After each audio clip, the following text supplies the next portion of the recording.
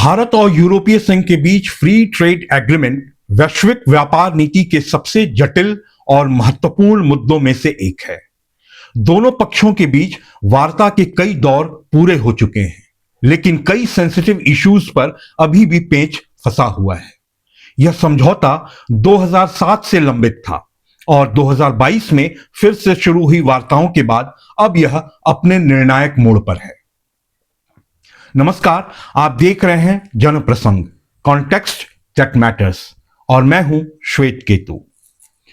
यूरोपीय आयोग की अध्यक्ष उर्सुला वॉन डेर और यूरोपीय परिषद के अध्यक्ष एंटोनियो कोस्टा 25 से 27 जनवरी तक भारत के ऑफिशियल विजिट पर रहेंगे। वे भारत के 77वें गणतंत्र दिवस समारोह में बतौर मुख्य अतिथि शामिल होंगे।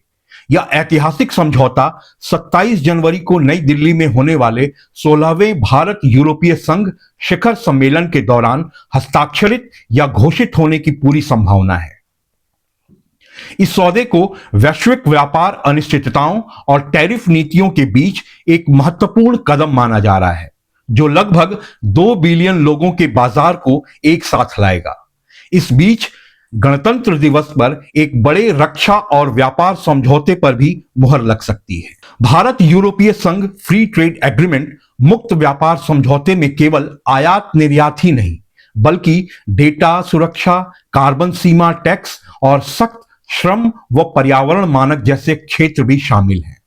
ये नियामक मुद्दे भारतीय निर्यातकों के लिए बड़ी चुनौती बन सकते हैं और भविष्य की रणनीतिक साझेदारी को गहराई से प्रभावित करेंगे। भारत और यूरोपीय संघ के बीच जनवरी 2026 में होने वाले समझौते की मुख्य बातें जैसे ऑटोमोबाइल और शराब पर शुल्क तो चर्चा में है, लेकिन कई ऐसे महत्वपूर्ण तकनीकी और रणनीतिक क्षेत्र हैं जिन पर मीडिया में बहुत कम बात हो रही है।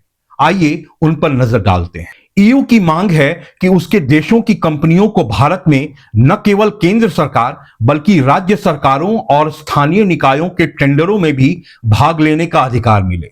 यह भारत की आत्मनिर्भर भारत नीति और स्थानीय सप्लायर्स के लिए एक बड़ी चुनौती हो सकती है।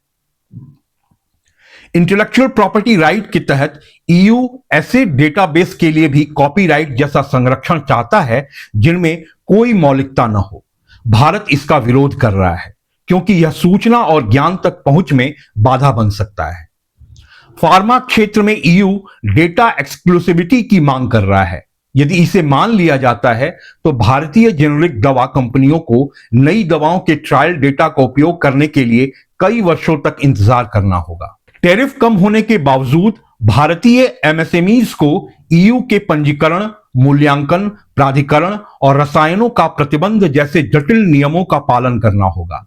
इन प्रमाण पत्रों की लागत इतनी अधिक होती है कि छोटे निर्यातक बाजार से पहले ही बाहर हो सकते हैं। एफटीए के साथ साथ एक अलग इन्वेस्टमेंट प्रोटेक्शन एग्रीमेंट पर भी बात हो रही है।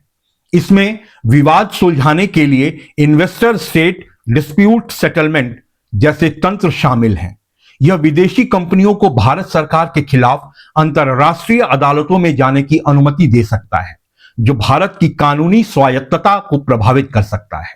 भारत की सबसे बड़ी चिंता यूरोपीय संघ का carbon border adjustment mechanism CBAM और पर्यावरणीय मानक है, जो भारतीय स्टील और एल्यूमिनियम निर्यात पर भारी कर लगा सकता है। 1 जनवरी 2026 से इसका वित्तीय चरण शुरू हो चुका है, जिससे भारतीय स्टील और एल्यूमिनियम पर कार्बन टैक्स लगना शुरू हो गया है। भारत इसे व्यापार बाधा मानता है, जबकि यूरोपीय संघ इसे पर्यावरण नीति बता रहा है। फिलहाल दोनों पक्ष एफटीए वार्ता के माध्यम से रियायतों और तकनीकी सहयोग पर चर्चा कर रहे हैं। ईयू पूर्ण छूट देने के बजाय एफटीए के तहत एक रीबैलेंसिंग मैकेनिज्म पर विचार कर रहा है। इसके तहत यदि CBAM से भारतीय निर्यात पर बुरा असर पड़ता है तो भारत को जवाबी व्यापारिक लाभ मिल सकते हैं। मीडिया रिपोर्ट्स के अनुसार समझौते को जल्द अंतिम रूप देने के लिए कृषि और डेयरी उत्पादों को फिलहाल इससे बाहर रखा गया है, क्योंकि ये दोनों पक्षों के लिए एक सेंसिटिव विषय है। वहीं टेक्सटाइल्स, चमड़ा और समुद्री उत्पादों के लिए निर्यात में भारत को बड़ी बढ़त मिलने की उम्मीद है। साथ ही यूरोपीय संघ को भारतीय बाजार में ऑटोमोबाइल, वाइन, स्पिरिट्स और डेयरी उत्पादों के लिए पहुंच मिलेगी। हालांकि यूरोपीय संघ इन पर आयात शुल्क कम करने का भारत पर दबाव भी बना रहा है। व्यापार के अलावा दोनों पक्ष सिक्योरिटी और डिफेंस पार्टनरशिप पर भी हस्ताक्षर करने वाले हैं, जो समुद्री सुरक्षा, आतंकवाद और साइबर रक्षा जैसे क्षेत्रों में सहयोग बढ़ाएगी। इस डील का एक नया और महत्वपूर्ण पहलू रक्षा और सुरक्षा साझेदारी है, जिसके तहत अब दोनों पक्ष मिलकर सैन्य उपकरण बनाने और तकनीक साझा करने पर सहमत हुए हैं। कुछ अहम मीडिया रिपोर्ट्स को देखें तो इस एग्रीमेंट से कुछ कंट्रोवर्सीज और चैलेंजेस जुड़े हुए हैं। आइए इन पर नजर डालते हैं। भारतीय मीडिया मुख्य रूप से फेयर ट्रेड पर ध्यान केंद्रित कर रहा है। रिपोर्टों में अक्सर चेतावनी दी जाती है कि भारत को अपनी कृषि और डेयरी क्षेत्र को यूरोपीय डेयरी दिग्गजों से बचाने की जरूरत है। बिजनेस स्टैंडर्ड के अनुसार फार्मास्यूटिकल सेक्टर में इंटेलेक्चुअल प्रॉपर्टी राइट्स के कड़े नियम भारत की सस्ती जेनेरिक दवाओं के उद्योग को नुकसान पहुंचा सकते हैं। द हिंदू के विश्लेषण के अनुसार चीन पर निर्भरता कम करने के लिए भारत और ईयू दोनों एक दूसरे को अनिवार्य भागीदार मानते हैं। फिनेंशियल टाइम्स और ब्रुसेल्स स्थित मीडिया आउटलेट्स का कहना है कि ईयू के लिए यह सौदा केवल व्यापार नहीं, बल्कि इंडो पैसिफिक क्षेत्र में अपनी मौजूदगी दर्ज कराने का एक तरीका है। हालांकि वे भारत के प्रोटेक्शनिस्ट रुख और रूस के साथ भारत के संबंधों को लेकर भी सवाल उठाते रहे हैं। पॉलिटिको और अंतर्राष्ट्रीय मीडिया के अनुसार ईयू जहां एक तरफ व्यापार समझौतों में श्रम मानकों और मानवाधिकारों को शामिल करने पर जोर दे रहा है, वहीं भारत इसे अपनी संप्रभुता और डोमेस्टिक पॉलिसीज में हस्तक्षेप मानता है। साथ ही भारत अपनी डिजिटल सॉवरेंटी के साथ समझौता करने को तैयार नहीं दिखता, जिस पर यूरोपीय संघ आपत्ति जताता रहा है। भारत अपने आईटी और स्वास्थ्य सेवा पेशेवरों के लिए आसान वीजा नियमों की मांग को अनदेखी करने के मूड में नहीं दिखता। यूरोपीय संघ के नियमों के मुताबिक कॉफी, रबर और चमड़ा के भारतीय निर्यातकों को अपनी सप्लाई चेन की डिफॉरेस्टेशन फ्री स्थिति साबित करनी होगी, जो काफी महंगा साबित होगा। वास्तव में यह महज एक ट्रेड एग्रीमेंट ही नहीं, बल्कि माल और सेवाओं के मुक्त व्यापार, दोनों क्षेत्रों के बीच निवेश को सुरक्षित करने और विवाद समाधान के लिए एक तंत्र बनाने के साथ ही विशिष्ट उत्पादों के नाम और गुणवत्ता को संरक्षित करने की प्रक्रिया है।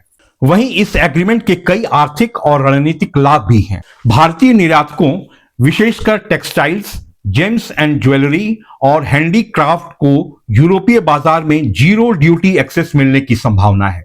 वर्तमान में भारत और ईयू के बीच द्विपक्षीय व्यापार लगभग 120 से 130 बिलियन यूरो के आसपास है।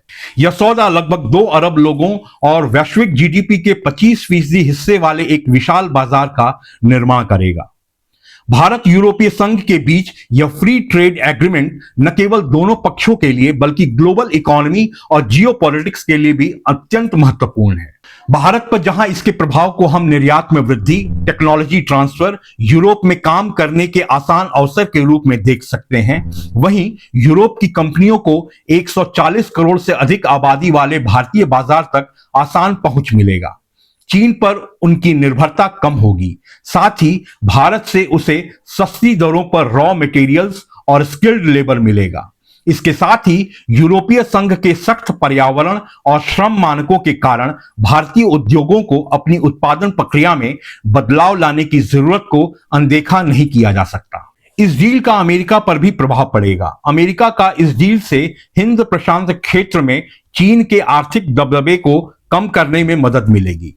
अमेरिकी कंपनियों को रक्षा और उच्च तकनीक के क्षेत्रों में भारतीय बाजार में यूरोपीय कंपनियों से प्रतिस्पर्धा बढ़ेगी। वहीं इस डील की वजह से वैश्विक कंपनियां अपनी मैन्युफैक्चरिंग यूनिट्स चीन से हटाकर भारत ला सकती हैं। साथ ही एफटीए के बाद ब्रिटेन पर भारत के साथ अपने व्यापारिक संबंधों को और बेहतर करने का दबाव भी बनेगा। वहीं विकासशील देशों के लिए यह एक सीख भी होगी कि कैसे कड़े पर्यावरणीय मानकों के साथ विकसित देशों के साथ व्यापार किया जा सकता है। जनवरी 2026 तक वार्ता एक ऐसे मोड़ पर है जहां दोनों पक्ष व्यापार और स्थिरता के बीच संतुलन बनाने की कोशिश कर रहे हैं। विशेषज्ञों का मानना है कि यदि भारत सीबैम जैसी चुनौतियों का समाधान निकाल लेता है और ईयू श्रम मानकों पर थोड़ा लचीला रुख अपनाता है तो यह सौदा ऐतिहासिक साबित हो सकता है। यह सौदा केवल व्यापार के बारे में नहीं, बल्कि यह लोकतांत्रिक मूल्यों और नियम आधारित वैश्विक व्यवस्था को मजबूत करने का एक सशक्त माध्यम है। फिर मिलेंगे।